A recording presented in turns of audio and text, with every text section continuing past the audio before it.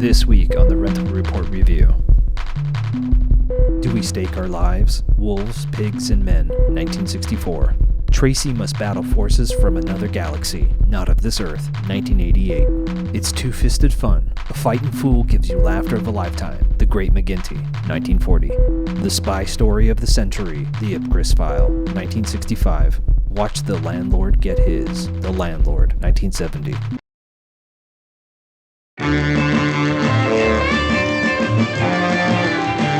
Before I go crazy, I need to first profess my growing lust over Ken Takakura.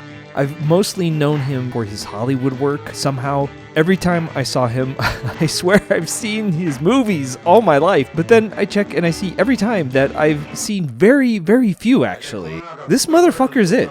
Ken Takakura is the coolest Cold Steel Panther I've seen in a minute, and I mean real Cold Steel Panther shit. He's cool without trying, can heat up and slink back to detached curiosity all in one shift of his weight, one faintly snarling smile. And as much as I love what I've come to expect out of a Fukasaku film, and there is quite a bit of it here, Takakura is the primary reason this film kind of works at all, or it stands out for me. It's a little stretched, almost tortured through the middle section as it finds its footing for the final third. But there are plenty of really dope action sequences, narrative-dependent action sequences, some cool twists, cool characters, just not the most efficient. I give Wolves, Pigs, and Men 1964 3.5 stars. Here's the thing.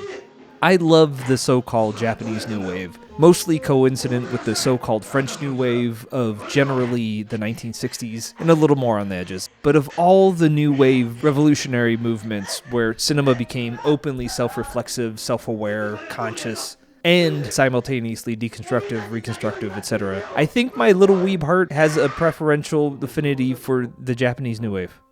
I could cook up some tortured argument to support this, but really, I just think it's the fucking coolest and the fucking funnest. Even at its most challenging, take that in every direction, there is an inherent belief in getting the fuck out in 90 minutes or less, and probably taking the piss out of themselves more than, boo-hooing with existential dread while eating your girlfriend's croissant. Even on a mid-level B-gangster pick like Wolves, Pigs, and Men, there's no money, but they're gonna hit all the genre beats some way, somehow.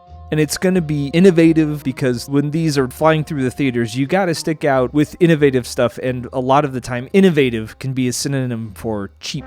And that is true here. You don't get to shut down a major Tokyo subway station for no one.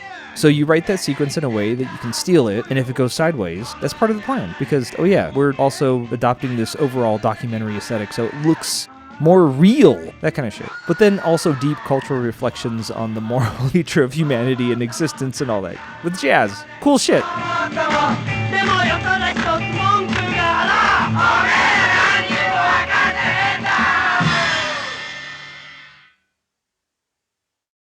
Release from MGM UA Home Video. Who's that girl in white? Traci Lords. So fucking good. Fucking phenomenal. Saw her in Crybaby in the theater when it came out. When I was 10, my dad took me. We both loved it. Not nearly talked about enough. And even then, I knew of her. Saw her floating through John Waters films. Never seen her adult work, but what the fuck? I'm guessing there was some level of blacklisting, or maybe she's been highly discerning, but Traci Lords is a generational star in the rough here. Dead ass. No cap. Come fight me.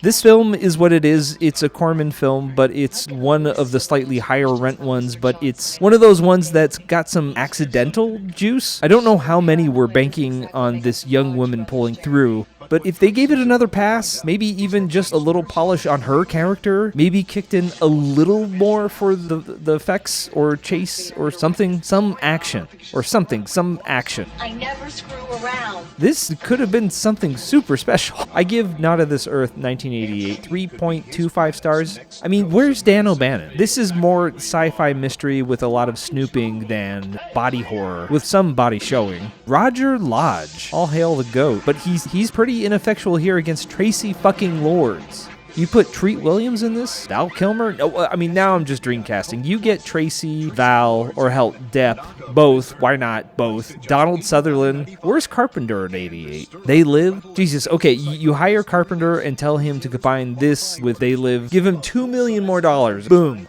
Biggest alien invasion movie until Independence Day. I can't stress enough how good she is. Like Marilyn Monroe right here. I'll stand on this.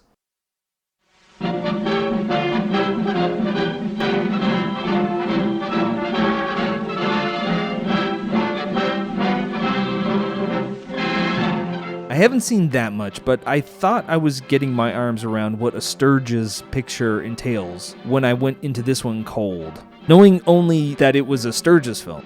And it just blew my whole conception open.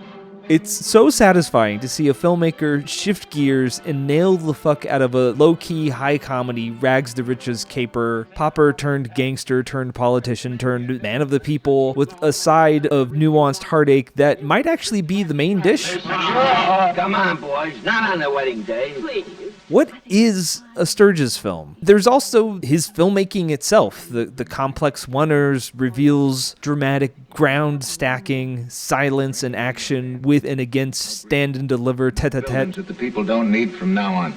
The people! It's a total treat that you rapidly discover is actually a 15-course prefix. You make one crack about her. Hey, don't you know nothing? Did you never hear of Samson and Delilah or Sodom and Gomorrah? I wasn't ready to settle in, but when I did, it kept me guessing and smiling. I give The Great McGinty 1940 4 stars. Now that I know what it is, I want to rewatch. I was ready for a 3-hander or whatever, but slipped in for an abridged David Copperfield. That's a relevant reference, right? Sturges feels like a common point for the Coens, Wes Anderson, Paul Thomas Anderson, Fincher, Kubrick. Does that make sense?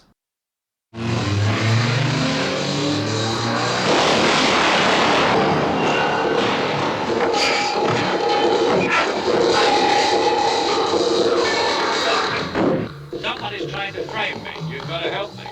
The Georgia's too hot, Father. When I first got into the film, I wanted to get into the special effects because I wanted to make cool worlds. And when I found out what cinematography was, that's when I decided I wanted to capture, compose the emotion and action of cool worlds before I found the true, beautiful, and justified tyranny of the director. But when I first really got into cinematography, this is the kind of shit that was my fucking jam. Anamorphic widescreen, inky blacks, deep colors playing graphically with moody skies, infinite deep focus, real, confined, occluded locations, mostly lit practically or naturalistically expressionistic. Style and narrative and emotion merge, and everyone looks fucking cool and iconic. Then Michael Cain opens his mouth with some 20-something odd-year-old voice and almost snaps it for me. Under the skin of the brash, cocky, wry-humored Harry Palmer. Oof, you're gonna be so much more hot with so much more bass in your voice in just a couple years. If this is some answer, harmony, whatever with the Bond franchise, I see the bet you make with Michael Caine, the performer. But this is little baby Michael Caine with this voice. I get that he's supposed to be some sort of neophyte that has seen some real shit in Berlin or whatever, but look, there's an actor on a path to thermonuclear and a character set up for a franchise. That, if Cain had just a few more dBs in the sub 300 hertz range, Bond who?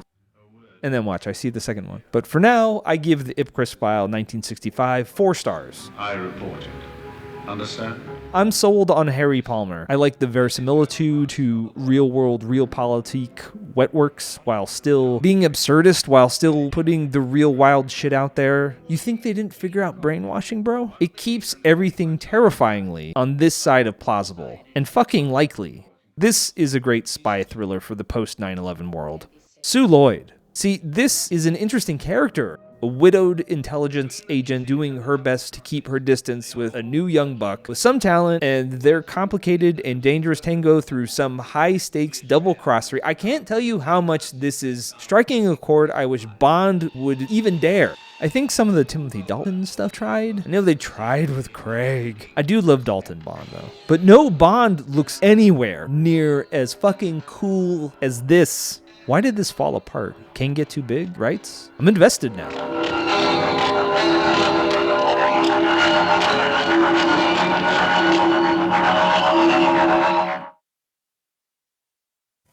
Wealthy Helger Enders never had the chance to live in a slum, so he bought one. Does this work? I don't know how much this works. A privileged, upper, close to, if not ruling class brat slumming it, mostly metaphorically, attempts to flip a house in Park Slope but finds it inconveniently occupied by people who don't want to leave. Hijinks, highs and lows ensue, some lessons learned along the way. Are you the new landlord? I own this house. I'm the new landlord. You have until the count of 3. There is definitely a layer of satire and embers of Ashby's complicated warmth, and there are some true-to-life, terrifying stakes. I'd like you to meet my son. I haven't this good to meet you. I just don't think it lands well. It hits the ground, still has its wheels. I think it had a bit of misemphasis. I think I needed to see more of the lives of the tenants, and especially the featured women, than were given, to feel them fleshed out more than just complications and romantic interests of a clueless prince with a big dopey heart. The roof leaks, the toilet runs all day. Ashby figures the juggling act of empathy out quickly, but I don't feel it fully honed yet. Controversial statement, I know, for a first feature. But this is ambitious stuff. Insecticide and deodorant. Is that carbonated? I give The Landlord 1970 4 stars. It's really probably about a 3, but Gordon Willis is shooting the fuck out of this and brings a star nearly on his own. I didn't mean to pick 2 hypergraphic, gritty neo-noir masterpieces, but here we are. Guess who's coming to dinner? Every frame,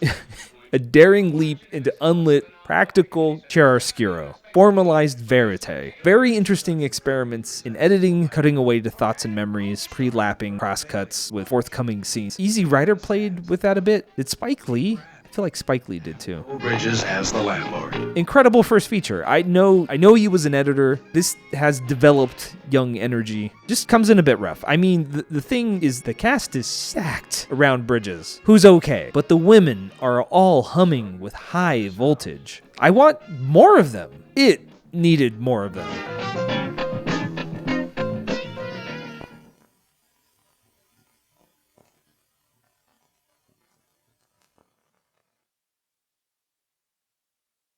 This week, my weekly pick of the week is the Ipcress File. The more I think about it, the more I love it. The more I want Bond heads to see it and really think about it. And if you don't totally absolutely love it, why don't you absolutely totally love it? I mean, yeah, sure, Michael Caine is no Sean Connery, but pardon my French, he's also fucking Michael Caine. This week's bonus feature is, I really cannot decide. Not of This Earth or The Great McGinty. A jab 1-2 1940s dramedy, low-key shot to hell and back, or the Hollywood debut of one of the most intriguing rising stars of the late 20th century, bringing some serious chops to a fun little Corman flick. Traci Lords, Not of This Earth. I was mesmerized. Thank you so much for watching. You can follow me on Instagram and X to see what movies I'm renting next, and pretty much everything is on my letterbox. I am going to go watch some more movies. I hope you do too.